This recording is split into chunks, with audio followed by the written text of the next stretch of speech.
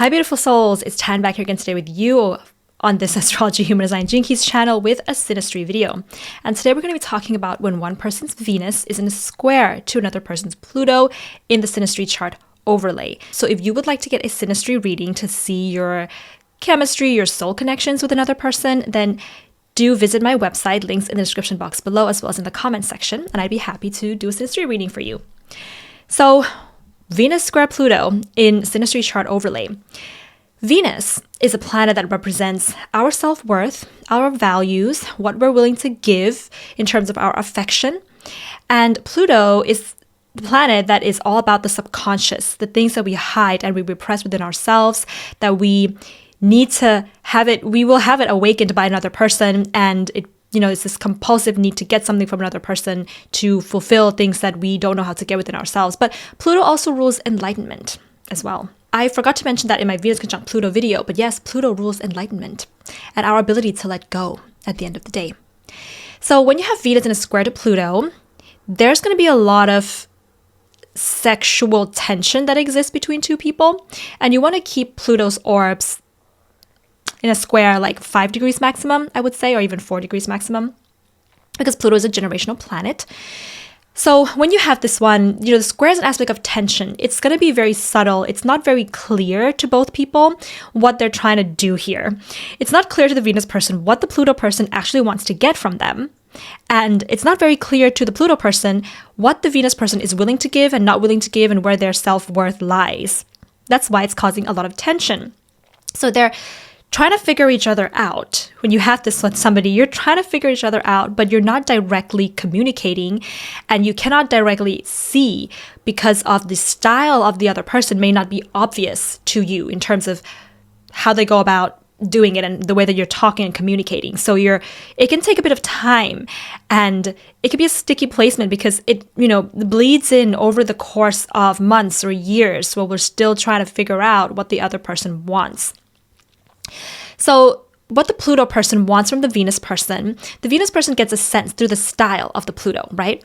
That they're not sure if that's what they want to give or not. The Venus person's boundaries in terms of their self-worth, the Pluto person is not sure what that is. So they're going to try to throw the ball here and there. Like, can I get that? Can I get that? Not in an overt way, like, can you give me this? But it's like, subtly, like, it can be through text messages, like asking if you want to do this, or, kind of like, do you want to have a conversation about this? There could be more subtle things that's happening. But what is actually deeper underneath all of this is that the Venus person is stirring something within them that they want to repress.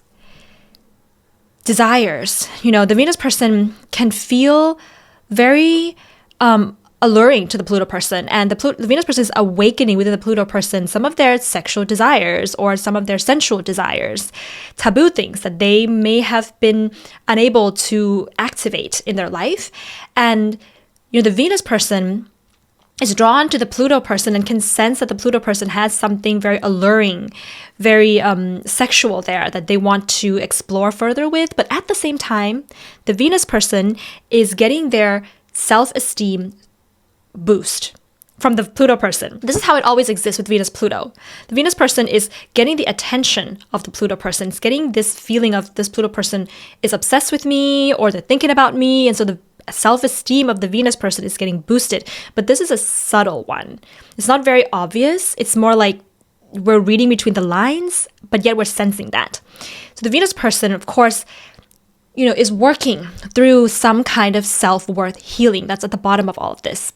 Because when you have this contact, you're doing this dance with each other, and it's not the healthiest dance that you're doing because you're spending a lot of time, a lot of energy on this other person. They're kind of, both of them, you're dragging each other along, but yet you're not really getting what you want from each other. You may be close to getting it. You may get a sense of what you could get, but you're not getting it. And so there's a lot of investment. Venus rules our resources and what we invest. So you may be investing time, money, resources, both people, into each other, but like not really getting what you need out of it. So the way to make this aspect work in a relationship is to really, first of all, have an open communication. It's going to be really hard to do it, but one person's going to have to open up to the other person. And hopefully we have some other contacts going on in the synastry chart that will make it easier to talk so that we can actually be clear, about what it is that we want from the other person. But also being honest with yourself and having an open communication with yourself in terms of, for the Pluto person, like, what is your insecurity here? What part of your subconscious, what darker things within yourself is the Venus person awaking within you? And how can you find a healthier outlet for that? And for the Venus person, having an honest conversation with yourself about what is it that you can do within your own life and with yourself to feel worthy, to feel beautiful, to feel desired by yourself or with somebody else in a healthier way. It's like taking back this it's not even a tug of war, taking back this tension and coming back to yourself and being honest with yourself about these two things.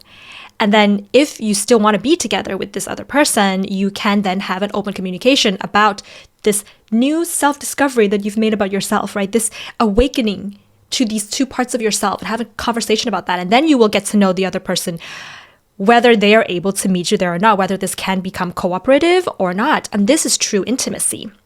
This is when we are really opening up, we're really being vulnerable. This is the real source of intimacy. It's not in the sexual tension that is making intimacy. It's in the opening up in this particular way.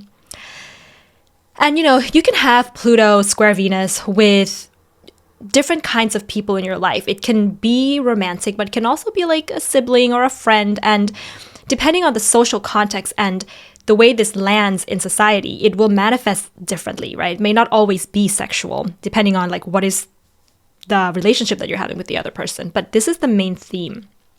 So I hope you enjoyed this video, beautiful souls. If you have this contact with somebody, then do comment below. Let us know what your experiences have been.